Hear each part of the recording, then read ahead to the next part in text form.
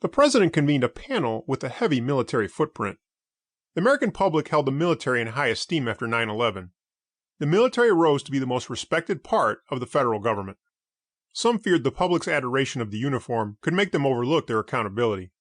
The increased use of unmanned aerial vehicles, UAV, and artificial intelligence limited the body bags seen on the nightly news.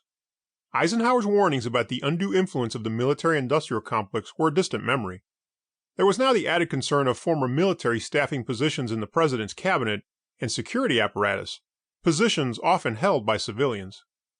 The same Russian hacker was allegedly responsible for a ransomware attack that disabled thousands of computers in the United States. The government offered a $10 million bounty, though there was never any expectation of his extradition, not with the protection offered by the Russian government, who hired the same hacker for espionage against Georgia and Ukraine. On the political front, the Supreme Court had given the president until the end of 2021 to resume the undecided election of 2020 in the House and Senate. In early December of 2021, the president had made plans for Congress to proceed. With big screens, internet, and smartphones, the circus show could always go on as long as electricity flowed. The EBT hack broke the bread portion of the social contract. You know, since I've been president, this administration has been dogged by one effing hack after another. We can't win, can we? The president didn't want metaphors, he wanted solutions. The solution seemed distant at the moment, given the disturbing images on the video monitor.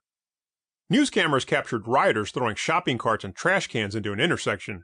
Timid drivers stopped in front of these obstructions. The mob swarmed the stationary vehicles and yanked the terrified drivers out while they desperately clung to their steering wheels.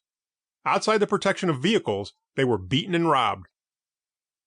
The Article 5 convention focused on returning power to the states. Article 5 represented a constitutional path for altering the law of the land. Other groups in the country wanted to take the law into their own hands and separate themselves from an increasingly authoritarian state. "No, sir, I won't." He spun to face the audience. "These proceedings are being compromised and everyone here should know." Chandler Scott? "Whatever it is, I didn't do it." Chandler shook his head. This proposal would alter the trajectory of his life and others. "Aircraft, November 5, Niner 4, Bravo, Foxtrot.